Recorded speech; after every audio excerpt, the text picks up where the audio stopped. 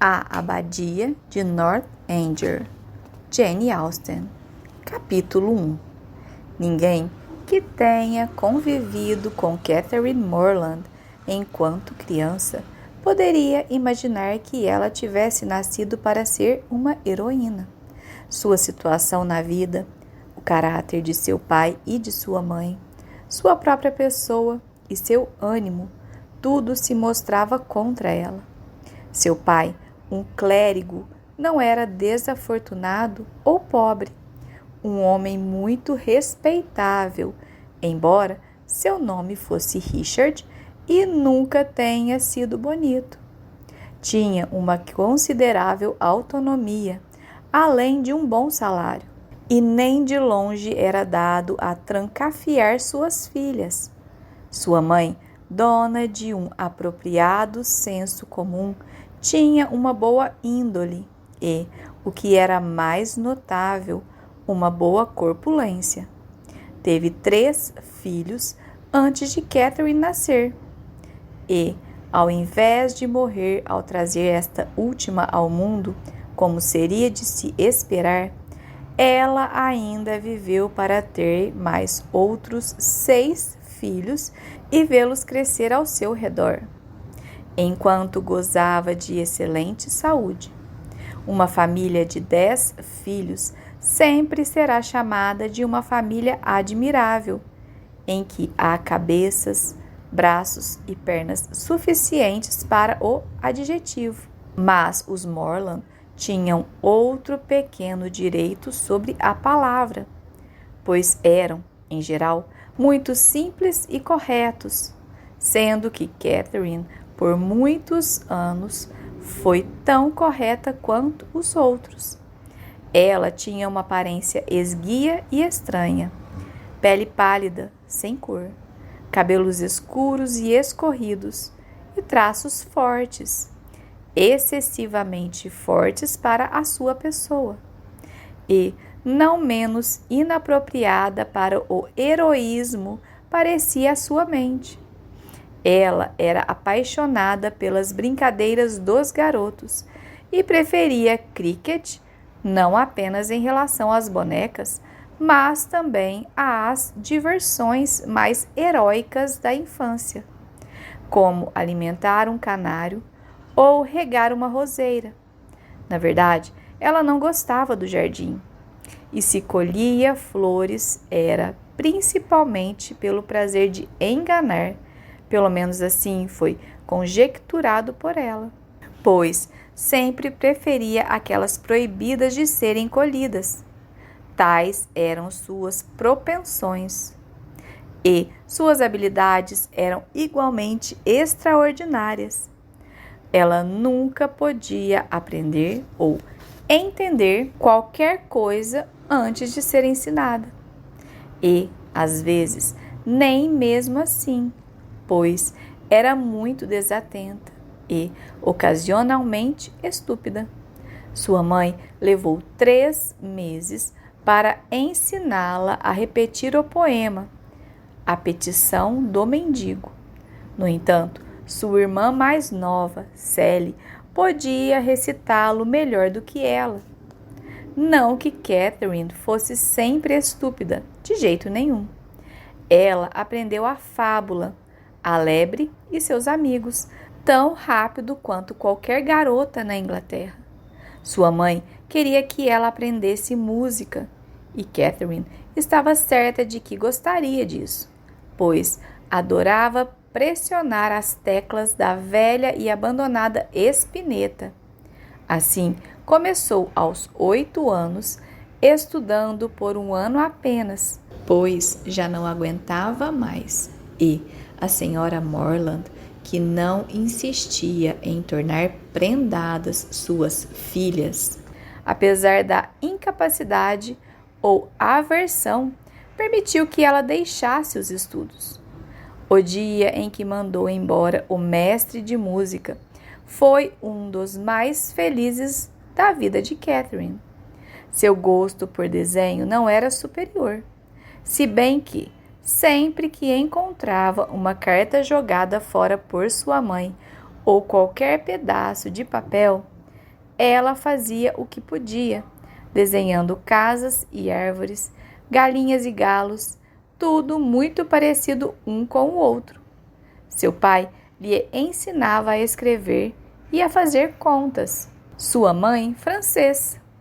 Sua habilidade em qualquer destas disciplinas não era notável, e ela se esquivava das lições sempre que podia. Que caráter estranho e irresponsável! Com todos esses sintomas de má conduta, ela não tinha um mau coração ou um temperamento ruim. Raramente era teimosa e muito menos emburrada. Pelo contrário, muito bondosa com os menores e raramente autoritária. Ela era bem mais barulhenta e irrequieta. Odiava o confinamento e a limpeza e amava, mais do que tudo, rolar pela verde encosta abaixo, atrás de sua casa. Dessa maneira, era Catherine Morland aos 10 anos. Aos 15, as aparências se corrigiram. Começou a encaracolar os cabelos e a procurar por bailes. Encorpou e seus traços suavizaram-se com exuberância e colorido.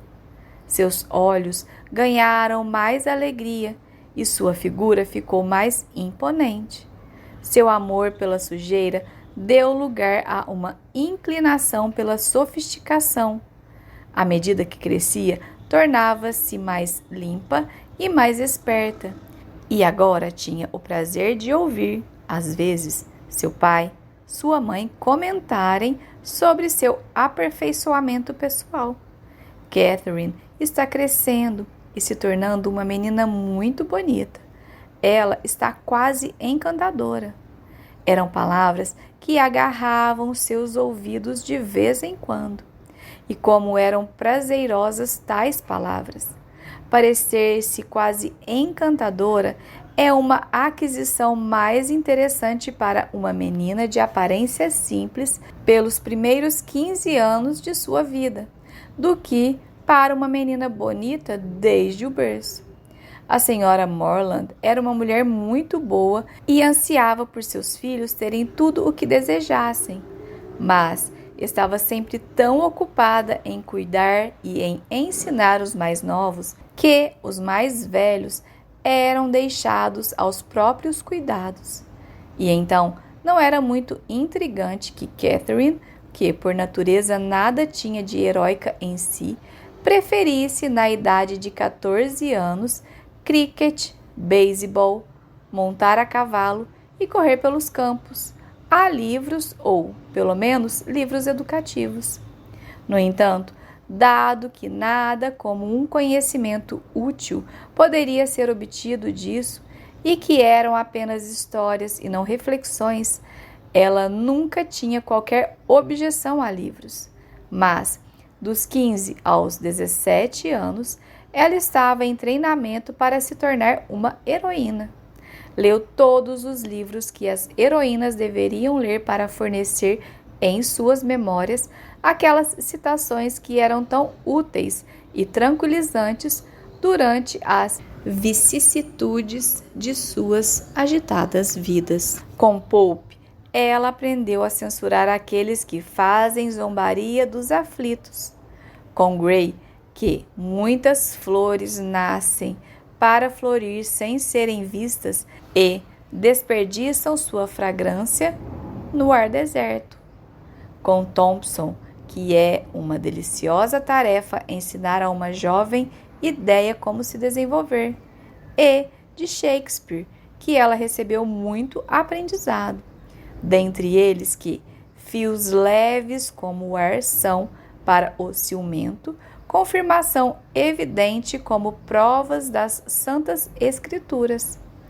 E ainda que o pobre inseto, quando pisado, sente, em sofrimento corporal, uma dor tão grande quanto a de um gigante que morre, e que uma jovem mulher apaixonada sempre se mostra como a paciência em um monumento, sorrindo para a dor.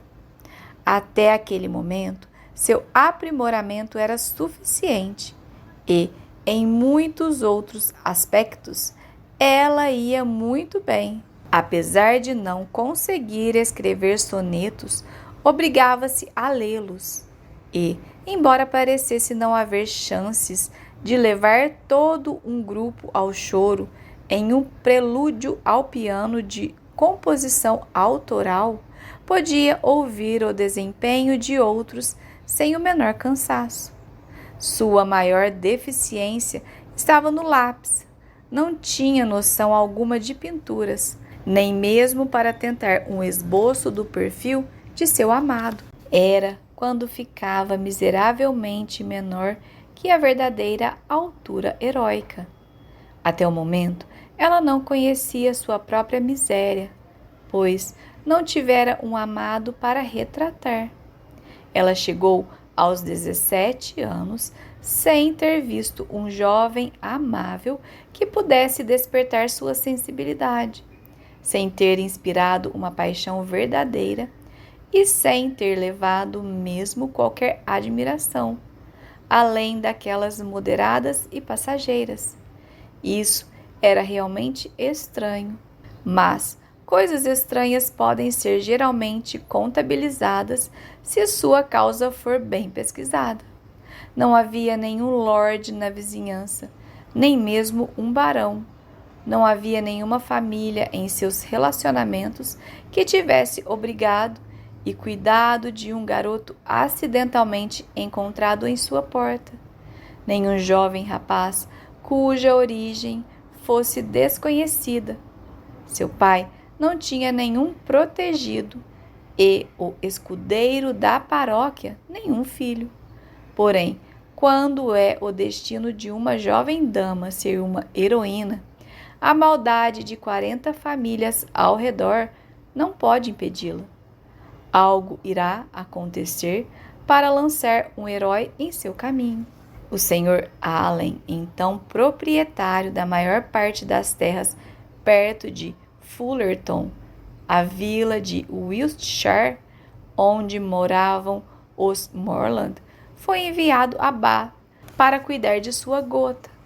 E sua esposa, uma mulher bem-humorada, que gostava da senhorita Morland e, provavelmente sabendo que, se as aventuras não recaíssem sobre uma jovem dama em sua própria vila, iria buscá-las fora.